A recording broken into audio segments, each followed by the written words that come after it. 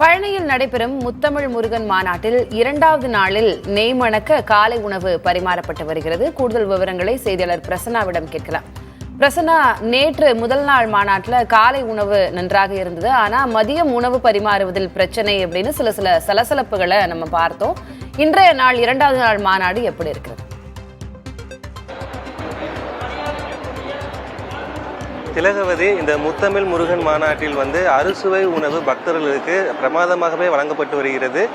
விவிஐபியிலிருந்து சாதாரண கூடிய பாமர மக்கள் வரை அனைவருக்குமே ஒரே வகையான உணவு தான் பரிமாறப்பட்டு வருகிறது. எதிலும் பாரபட்சம் என்பது பார்க்கவில்லை. நேற்று 18 வகையான உணவு மதியம் பக்தர்களுக்கு வழங்கப்பட்டது. குறிப்பாக நேற்று நம்ம பார்த்தோம் என்றால் மக்கள் கிட்டத்தட்ட 80,000 பேர் காலை மாலை மற்றும் இரவு 3 வேளை கிட்டத்தட்ட 80,000 பேர் வரை நேற்று உணவு இங்கே சாப்பிட்டு சென்றிருக்கிறார்கள். அதே போல் வெளிநாட்டிலிருந்து வந்திருக்கக்கூடிய அந்த பக்தர்களுக்காக சிறப்பான உணவு அப்படின்ற ஒரு விஷயங்கள் இங்கே நம்ம தமிழ்நாட்டினுடைய பாரம்பரியமான உணவு வகைகளும் அதே போல் பல மாநிலங்களுடைய உணவு வகைகளும் மொத்தமாக சேர்த்து பரிமாறப்பட்டிருந்தது.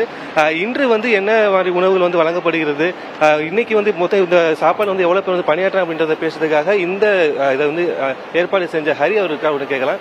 ஆனா வணக்கம்னா, இப்போ இங்க இப்போ இன்னைக்கு எவ்வளவு பேர் வருவாங்கன்னு நம்ம எதிர்பார்க்கிறோம்னா? ஆக்சுவலா நேற்று ஒரு எக்ஸ்பெக்டட் க்ரௌட் ஒரு 40,000 பேர் 50,000 பேர் நேற்று மட்டும் பிளான் பண்ணியிருந்தோம். ஆனால் நேற்று அன்எக்ஸ்பெக்டடாக சாட்டர்டே சண்டேன்றனால நேற்று 3 வேலை சேர்ந்து ஒரு 80,000 பேருக்கு மேலே சாப்பிட்ருப்பாங்க நேற்று ஒரு நாள் மட்டுமே. ஸோ நாளைக்கு மறுபடியும் கோகுலாஷ்டமி லீவு கிருத்திகை, அதனால இன்னைக்கு சாட்டர்டே இன்னைக்கு சண்டேன்றனால நாங்கள் இன்னைக்கு அட்லீஸ்ட் ஒரு 80,000 to 1 lakh பீப்புள் வரைக்கும் எக்ஸ்பெக்ட் பண்ணுறோம். அந்த அளவுக்கு ரெடியாகவும் இருக்கோங்க. இப்போ பல்வேறு நாடுகளில் இருந்துட்டு பக்தர்கள் வந்திருந்தாங்க. அவங்க உங்களுக்கு நீங்கள் கொடுத்த உணவை சாப்பிட்டு அவங்க கூட என்ன சொன்னாங்க? ஆனால் எல்லாருமே ஃபுட்டை பொறுத்த வரைக்கும் காமன் பீப்புள் இருந்து எல்லாருமே ரொம்ப அப்ரிசியேட் பண்ணாங்க. ரொம்ப நல்லா இருக்குன்னு சொன்னாங்க.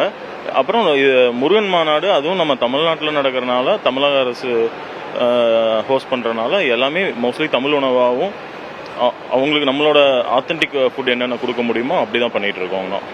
இப்போ இன்னைக்கு மத்தியானம் என்ன ஸ்பெஷல்னா? இன்னைக்கு எல்லாமே சவுத் இந்தியன் மீல்லாம்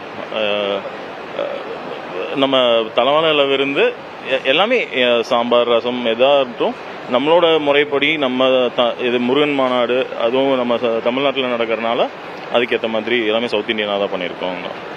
திலகவதி, கிட்டத்தட்ட இன்று மட்டும் 1,00,000க்கும் மேற்பட்ட பக்தர்கள் இங்கே இந்த மாநாட்டுக்கு வருகை தருவார்கள் என எதிர்பார்க்கப்படுகிறது.